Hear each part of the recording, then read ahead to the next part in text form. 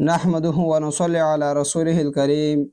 أما بعد فقد قال الله تبارك وتعالى في القرآن المجيد والفرقان الحميد بعد أعوذ بالله من الشيطان الرجيم. بسم الله الرحمن الرحيم. ولا تباشروهن وأنتم عاكفون في المساجد. وقال النبي صلى الله عليه وسلم: المعتكف هو يعتكف الذنوب ويجرى له من الحسنات كعامل الحسنات كلها او كما قال صلی الله علیه وسلم. محترم مسلمانانو ورونو، د رمضان المبارک میاشت د خپل رحمتونو او برکتونو سره په تیزی سره د ختمېدو طرف ته روانه ده.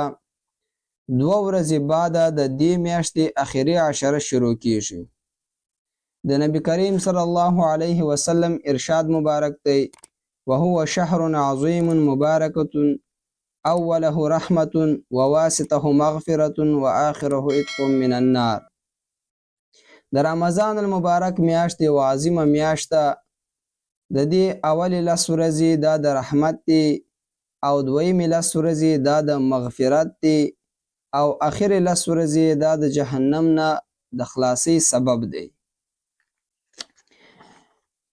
په دې اخر 10 ورځو کې یو شپه د شب قدر شپه ده چې یو ډیره د عظمتونو او برکتونو نه ډکه شپه ده.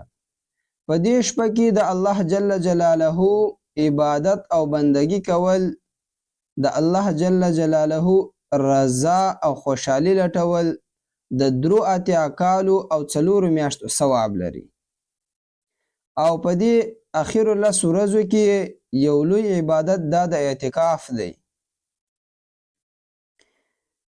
زنن په خپل بیان کې تاسو ته د اعتکاف په باره کې څه فضایل او څه مسائل بیانوم. فضایل ځکه ضروری دي کله چې موږ ته د یو عبادت فضایل بیان سي، بیا د هغه عبادت شوق او ذوق نور هم زیات سي. او مسائل ځکه ضروری دي چې هڅه نه د عظیم او لوی عبادت مو مکروه یا فاسد سي. ځکه موږ ته به د مسلې درک نه وي، موږ به یو داسې کار کړی وي چې په هغه سره اعتکاف خرابیږي. د اعتکاف لفظي او لغوي معنا ده په یو ځای کې بندېدل. د شریعت په اصطلاح کې په یو داسې ځای کې بندېدل، په یو داسې جماعت کې چې په هغه کې 15 وخت لمونځ په جمع سره ادا کیږي. که هغه کې 15 وخت لمونځ په جمع سره نه ادا کیږي نو بیا په هغه جماعت کې اعتکاف صحیح نه دی. او اعتکاف سره نیت هم دا ضروری دی. یو سړی بغیر د نیت نه په جماعت کې وخت تیر کې نو دې ته اعتکاف نه ویل کیږي. نو د اعتکاف سره نیت هم ضروری دی. او دی به کله داخلیږي و اعتکاف ته؟ د شلمې روژې د مازدیګر لمانځه نه بعد د لمر ډوبېدو نه مخکې به دی و جماعت ته داخلیږي سره د نیته. که چیرې لمر ډوب سو د هغه نه بعد دی داخل سو یا د هغه نه بعد نیت اعتکاف وکړي، بیا هغه اعتکاف دا سنت نه دی، دا مستحب یو نفل ګرځي. نو د سنت اعتکاف لپاره د لمر ډوبېدو نه مخکې جماعت ته داخلېدل او نیت دا ضروری دی. دغسې د ښځې اعتکاف هم دی. ښځه چې اعتکاف کوي په کور کې د ځان ته یو جلا کمره ونیسي، د لمر ډوبېدو نه مخکې د نیت وکړي او اعتکاف کې د داخل سي. د دې اعتکاف ختمېدل دا د کوچني اختر میاشت چې کله ولیدل سي د لمر ډوبېدو سره اعتکاف ختمیږي، که هغه د نر وي او که د ښځې وي. شیخ سعدي رحمت الله علیه فرمایي که یو کس د دنیایي بادشاه په در باندې یو 2 ورځې تیرې کې او هغه خپل حاجت ورته بیان کړي، زارۍ ورته وکړي، نو که د ډبرې زړه هم وي هغه به نرم سي او د حاجت به پوره کړي. دلته چې یو بنده د الله جل جلاله په در باندې 10 ورځې تیرې کې، 10 ورځې د الله جل جلاله په کور کې وي او الله جل جلاله ته خپل شرعي عذر بیانوي، دعاګانې غواړي، د جنت طلب کوي، د جهنم نه پناه غواړي، نو الله چې کریم او رحیم ذات دی د دعاګانې به ولې نه قبلوي. د بخاري شریف یو روایت دی چې رسول الله صلی الله علیه وسلم به د رمضان المبارک اخري 10 ورځې دا اعتکاف کوي او دا تر وفاته پورې کړی دی. او د نبی کریم صلی الله علیه وسلم ارشاد مبارک دی څوک چې د رمضان المبارک اخري 10 ورځې اعتکاف وکړي نو دته به د 2 قبول شوو حجونو او د 2 عمرو ثواب ملاویږي. یعنی د په عمل نامه کې به د 2 حجونو او د 2 عمرو ثواب الله تعالی لیکي. په یو بل ځای کې د نبی کریم صلی الله علیه وسلم ارشاد مبارک دی څوک چې د الله جل جلاله د رضا او خوشحالۍ لپاره یو ورځ اعتکاف وکړي نو د او د جهنم په مابینځ کې به د 3 خندقونو فاصله وي. یعنی د او د جهنم په مابینځ کې به د 3 خندقونو فاصله وي. یو خندق چې کم دی د دې مسافت دومره دی لکه د مشرق او تر مغرب تر مابینځ چې څونه مسافت دی د هغه نه به هم سیوای د هغه نه به هم زیات وي. 3 خندقونه به د او د جهنم په مابین کې دا مسافت وي. دا د اعتکاف فضیلت.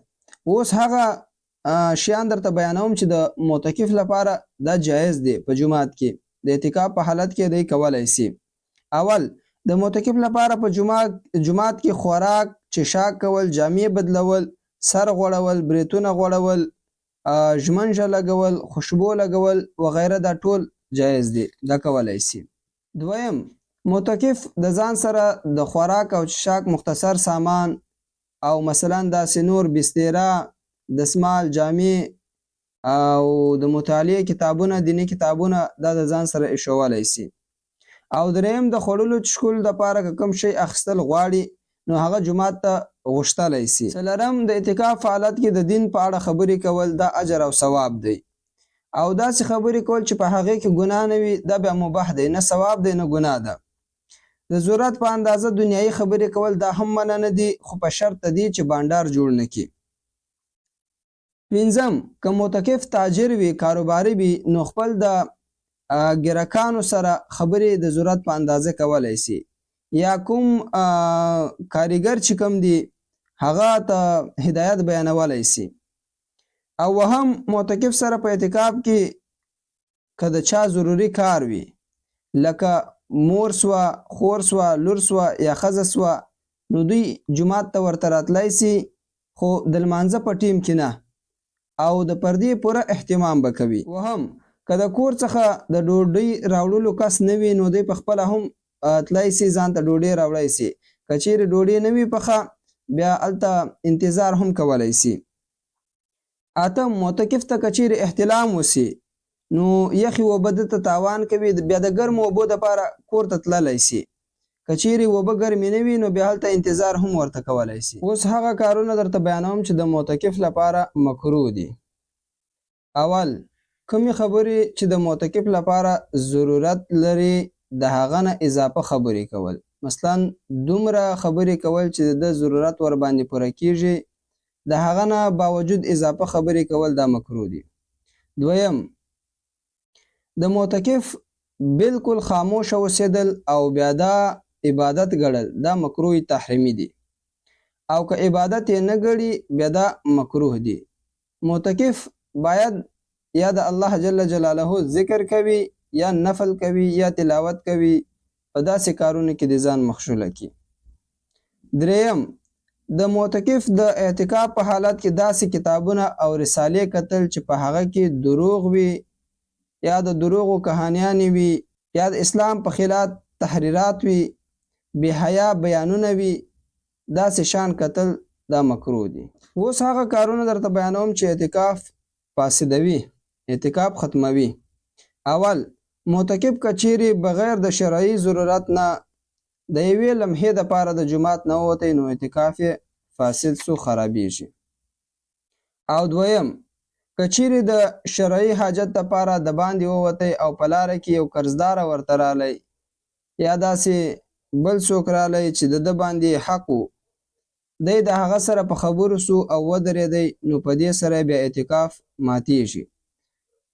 که چیرې داسې کس ورته رالی چې په ده باندې قرض و نو هغه ته دې ووایي چې جومات ته راسه د دې مسلې حل به وکړو یا دې په روانه کې خبره ورسره خلاصه. دریم معتکف که چیرې د جومات نه بهر ووتی او یاد یې نه و چې زه په اعتکاف کې یم، برابره خبره د قسم دستي ورته په یاد سو یا لږ وروسته ورته په یاد سو نو په دې سره اعتکاف ماتیږي. البته دی به ګناهګاره نه وي. څلورم مسواک یا برش استعمالول د اوداسه سره جایز دی، خو صرف د مسواک یا برش وهلو دپاره د مسجد نه بهر وتل دا جایز نه دي. پنځم، د اوداسه د وخت نه مخکې د اوداسه ځای ته تلل، هلته لاسونه پریول یا مخ پریول یا پښې پریول په صابونه باندې، په دې سره اعتکاف ماتیږي. وهم، که معتکف چیرې د قصد روژه ماته کړه نو په دې سره اعتکاف هم ماتیږي، او که چیرې ورته یاد نه و روژه یې ماته کړه نو بیا اعتکاف نه ماتیږي. که چیرې معتکف ته احتلام وسي، که د ورځې وي او که د شپې وي، نو په دې سره هم اعتکاف نه ماتیږي. دا و د اعتکاف څه فضایل او مسایل. امید ده چې انشاءالله سر به مو په خلاص سوی.